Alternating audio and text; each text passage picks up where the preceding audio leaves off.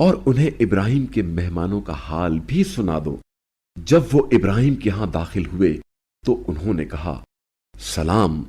ابراہیم نے کہا ہم تم سے خوف زدہ ہیں۔ کہنے لگے آپ خوف نہ کریں، ہم آپ کو ایک دانا لڑکے کی خوشخبری دیتے ہیں۔ کہا کیا تم مجھے اس وقت خوشخبری دیتے ہو جب بڑھاپے نے مجھے گرفت میں لے لیا ہے؟ کس بات کی خوشخبری دیتے ہو؟ کہنے لگے ہم نے آپ کو سچی خوشخبری دی ہے، آپ مایوس نہ ہوں۔ ابراہیم بولے اپنے رب کی رحمت سے تو صرف گمراہ لوگ ہی مایوس ہوتے ہیں۔ پھر فرمایا اے فرستادگان، تمہاری مہم کیا ہے؟